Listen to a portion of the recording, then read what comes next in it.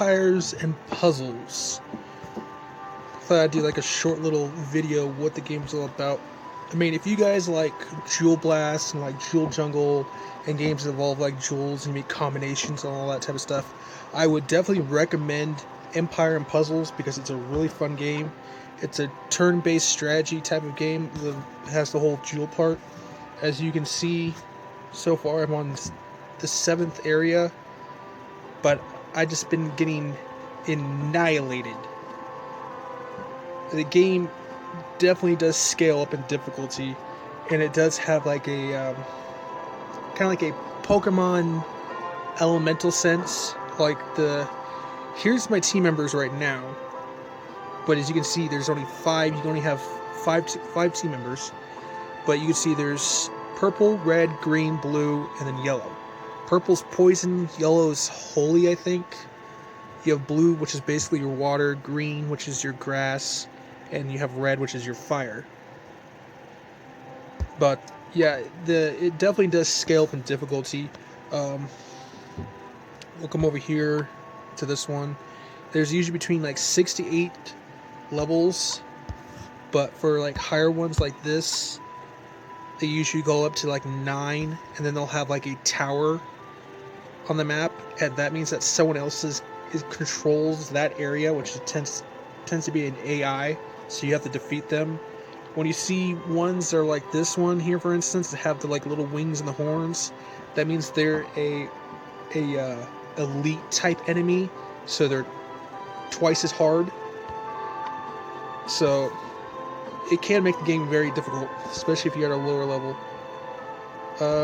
Let me show you off my team here. We got Sharon. She's basically our healer, so that's why I keep her around. We got a little goblin guy over here who's our archer. We have Torel. That's how you pronounce his name. He gives you, attack bonus for your teams. I switched out Julius just because he has more life and more attack, but he's weaker in defense comparisons to Layla over here, who's overall pretty good. She just doesn't pack the damage and the health as Julius does. And then you have Bane over here, who I keep around because he's got overall pretty good defenses and stuff. So let's see here. We'll go over here. I'll make like a starter video. If you guys are actually interested in me watching this, what I'll do is I'll go back through the beginning and go through all the puzzles again, and you guys can see all the different types of enemies and the difficulties and stuff like that. So we'll choose this one, which is the end boss, which is a dragon. And over here, not using any potions, but as you can see, there's the boss, and as you can see, the little green symbol means that he's basically resistant to any green jewels. So you want to use the red ones. And you can also see he's packing over 1,400 life. So anything that is red, blue, or purple would be effective against him. And yellow, green, not so much. But red is more super effective against him than anything else.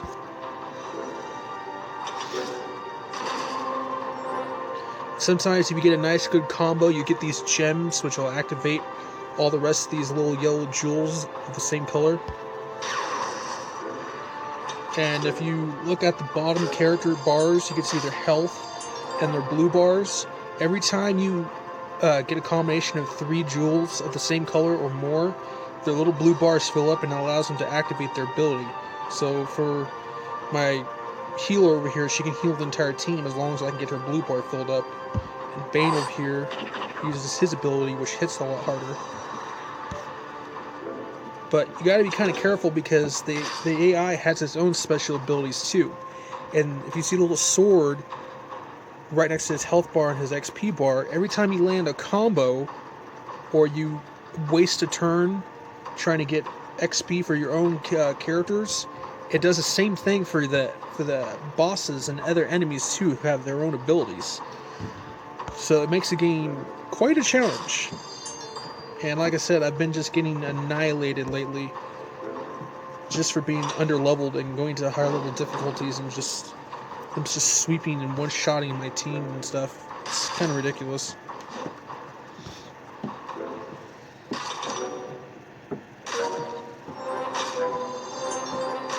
And trust me, you won't get combinations like this in the higher levels. It's just almost damn near impossible, because you get less combos like this and more of just like how it's all mixed up, so it makes the game a lot more harder. And let me tell you, it can be very infuriating. So that's one of the bosses. This would be more like a tutorial video than anything else. And you get your experience, you get food, and you get metal. Metal is used to usually level up buildings, certain type of buildings. Food does the same thing. It can level up certain type of buildings. You'll get ingredients and other materials and stuff like that. The one that says full is your recruitment. So basically, certain level characters take up a certain amount of population, I guess you could say. So you might kind of want to watch that. Still kind of new to the game, so I'm just kind of explaining what I kind of somewhat know. And yeah, you have your training section here where you can train up different type of classes. And how you level up in this game is that you can either unlock certain characters or you can train them up. In these empty slots, you'll take like any random character, for instance, and it says level up. You'll take any random character that's down here that you don't want, and it fills up their little green bar. And that green bar tells you how much experience it takes for them to get to their next level. So you don't get like a random group of low-level characters you have nothing to do with. You have your food storage, you have your farms, you have your iron storage, you have your crafting, that you can craft potions. Minor mana potions are basically what gives you that blue bar. So if you can get like an early start on something, you need like a heal or something like that, or you want to knock out one of the abilities real quick, you use that. As you can see, I'm only a level 8, so I'm still pretty new in the game.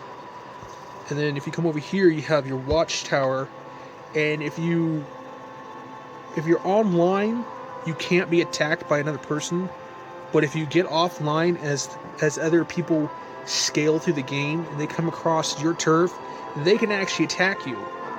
The problem with that is that the AI takes over, and not very smart. So there's that, and then you have your main fortress, which is down here.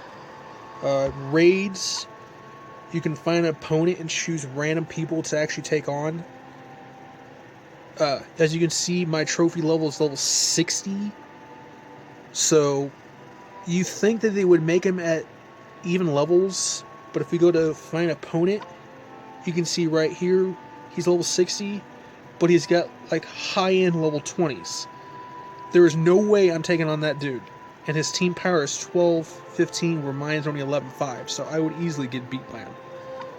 And the little blue flag up in the left-hand corner tells you how many raids you can actually do before you have to wait for it to refill back up. If you see the red flag that's next to my what is it called? My portrait. That's how many levels in the map of any of these areas you can actually do before you have to refill.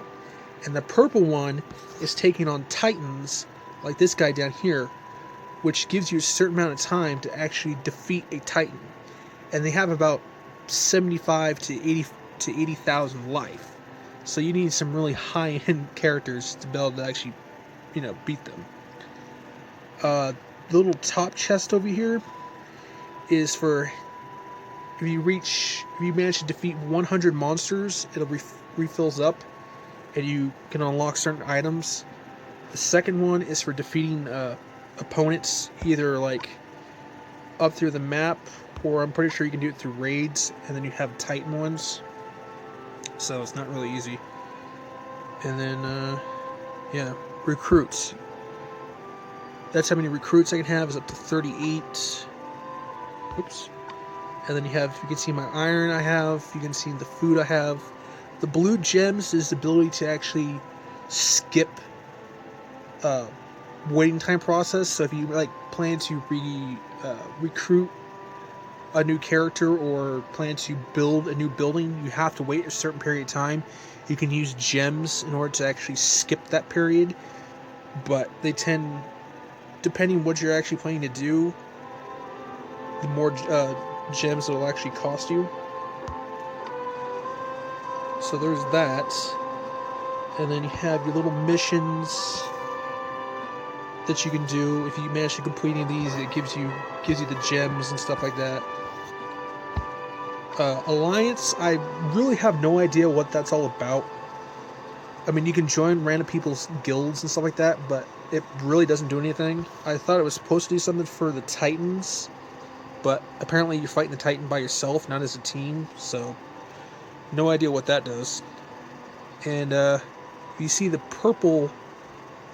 little purple gem looking thing on the right side, that is a summoning gate, and that allows you to summon any of these ones here, but it's usually the daily summon. The rest you have to pay for, and that'll give you like a random hero you can choose to either put on your team, or you can use them as experience for any of your teammates. But yeah, it's a really fun game. I would actually recommend anyone who's actually like wants a difficulty scale, who actually likes playing like gem-based games, I would definitely recommend this game. It's really fun. It will give you a challenge. Once you do use up all your little flags on the top, you do have to wait a certain period of time for them to all refill, which is one of the downfalls about it. And same thing with the chests, you have to wait, and it'll be the same thing with the summoning gate. So there is a waiting period, but I mean overall, I would definitely recommend this game. Sorry if I'm kind of stuttering, but yeah, it's definitely a fun game and definitely worth playing.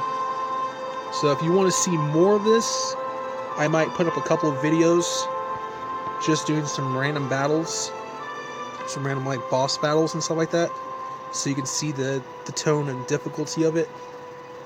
But otherwise, I say go give it a try. Alright.